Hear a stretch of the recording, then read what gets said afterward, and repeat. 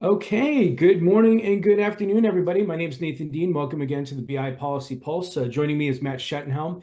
He is our TMT analyst and was here to talk about TikTok and all the other exciting things that are going on in that world. But before we get to that, just wanted to give you some highlights of what's happening in Washington in the news this week. So first up is the government shutdown.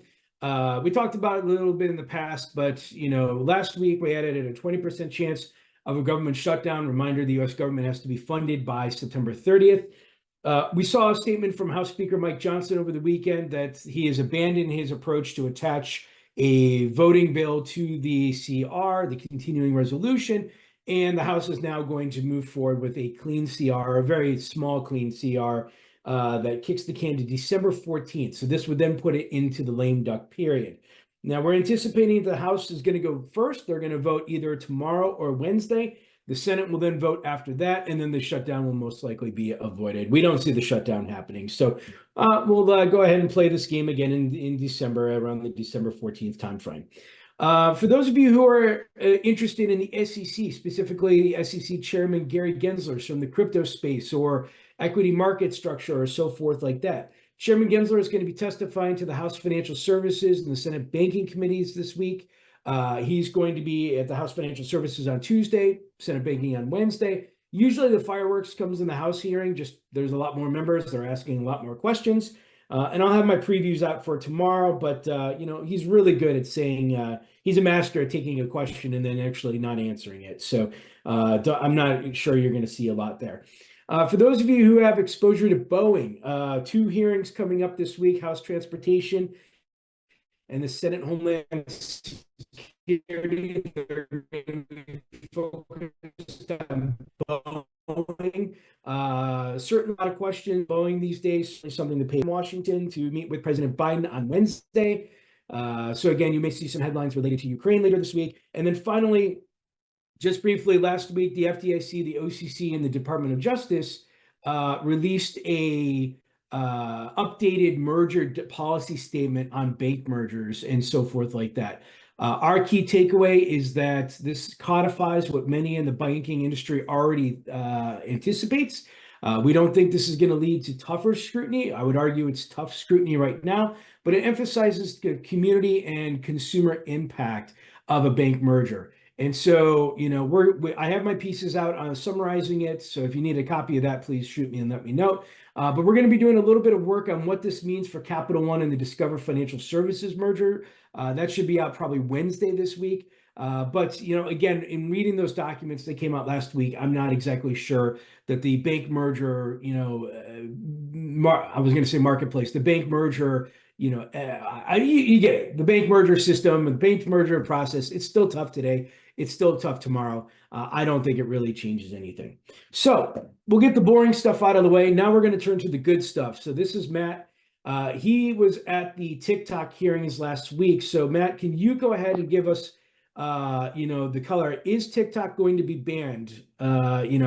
Just give us the lowdown. Well, yeah, it's starting to get real here. I mean, I think there's a tendency to think about tech policy in Washington as, a lot of talk and no action. And I think people have sort of forgotten about the TikTok issue since Congress passed this law in April. And there's a tendency to think, nothing's ever going to really happen to TikTok.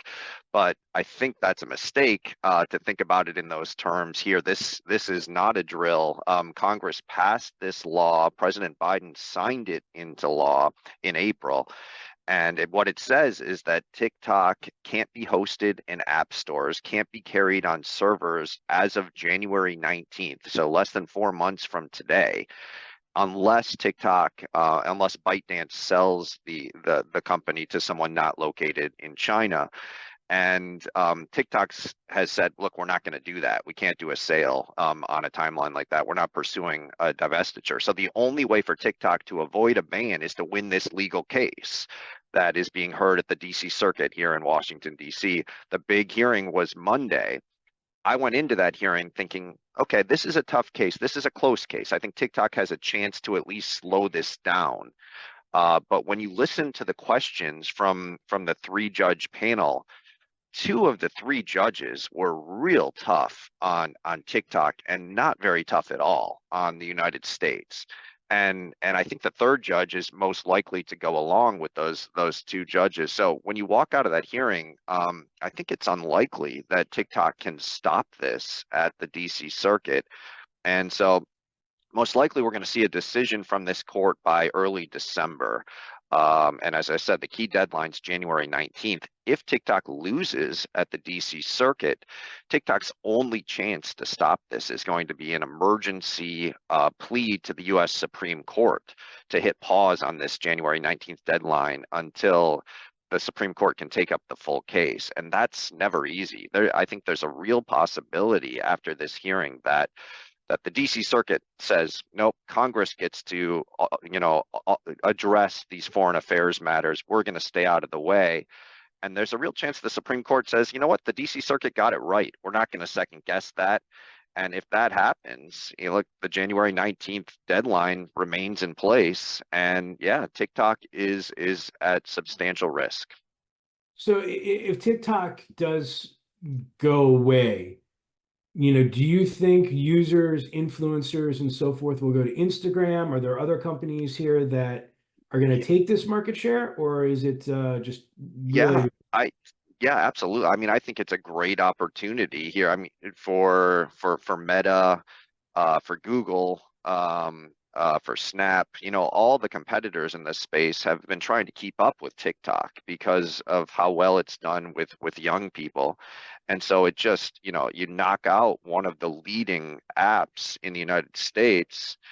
That's a great opportunity for those, the 2, 3, and 4 to snag that market share. Though a lot of the heavy TikTok users also join this case and are trying to stop it because they say, look, we've built our livelihood on TikTok and TikTok is different, but they're going to need to go somewhere. And so I think you look at the leading competitors, and you see this as the potential for great gains if this happens by January 19th.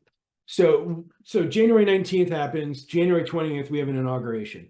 Mm-hmm. Is there anything that President Trump, if he wins, or Vice President Kamala Harris, if she wins, is there anything that the future president can do to sort of change the story of how things are playing out? Yeah, so I mean, it's fascinating to think about that, especially since President Trump has sort of reversed his views on this. He, when he was in office last time, before Congress acted on a TikTok ban, President Trump tried to ban TikTok himself. And now in this election cycle, he said, no, I actually am against a TikTok ban. I don't want to help Meta. And so the problem for President Trump is that Congress passed this TikTok ban. So President Trump can't reverse a congressional act himself unless he could get Congress on board with reversing itself. And this passed by such overwhelming margins, Republican and Democrat support. I don't think President Trump would spend the political capital to try to undo that in his term.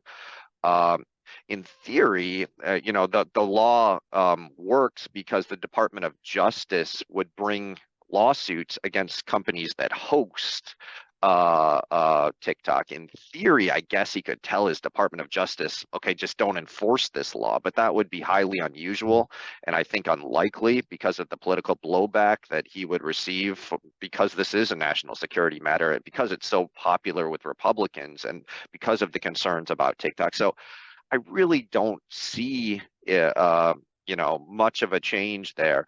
Now, if TikTok were to win at the DC Circuit and basically the courts would throw it back to Congress to say, look, your first version to try to ban TikTok, that violates the First Amendment. There's problems there. Congress needs to try again. That's when it really matters. I think that if President Trump were to win the White House, I think he might not sign a new law because Congress would have to pass a second law. He would need to sign it. That's when you see a big impact. I have no reason to doubt that a President Harris wouldn't do exactly what President Biden did in supporting this. I have more concerns or more. I think it might be different if President Trump were in the White House. He might not support a second try from Congress, but TikTok's only way to get there is to win this first case. So the last question I have on TikTok is, working with the rest of the technology analysts over there, do you see any indication that ByteDance will divest TikTok ahead of January 19th? No, I mean, there's been no indication, and they've been very clear to the court that that is not a practical option that they are pursuing. And so I guess it's theoretically possible that on the down low they have some sale process going on that no one knows about and hasn't leaked. But based on what they've said to the court, it does not seem that they are pursuing it. It's possible after the fact, they lose this case and they effectively are banned on January 19th, and then they pursue a sale to try to revive themselves, I guess.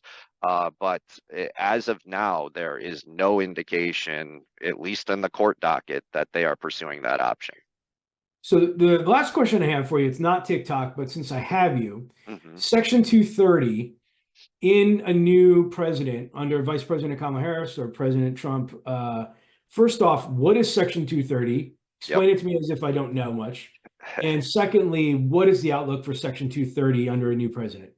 Yeah, so Section 230 is the liability shield for tech platforms. Basically, some people call it the law that invented the internet. Basically, it says that that internet service providers can't be held responsible for hosting content. So if users post defamatory or other illegal content, you can sue the user. You can sue the person who posted that, but you can't consider the website or the internet service provider responsible in the same way as the user. And so it's a liability shield for hosting third-party content that could be illegal.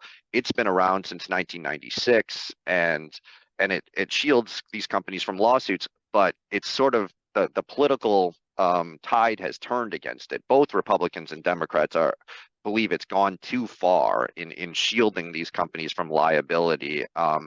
And so but Congress, this is where that conversation I started with, that nothing actually gets done in Washington on these tech issues. Congress has struggled to address this issue because you need 60 votes in the Senate to get this done. And it's been a struggle. I think it's going to continue to be a struggle to get this done because there is concern from a number of lawmakers about breaking the internet. They don't want to expose these companies to so much liability that all of a sudden it radically changes what the companies do. I think the pressure will be higher under Republican control of government, especially if you saw a Republican presidency and Republican control of the House and the Senate.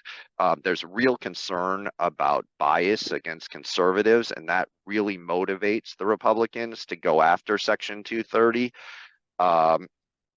I think the Democrats will be a little slower moving. You also could see the FCC move ahead with a rulemaking on this to try to pressure the courts to change how it's interpreted. And I think even maybe the bigger short-term threat is the Supreme Court. The Supreme Court took up a case on Section 230 that aimed at narrowing that liability shield and reading it so it doesn't do so much.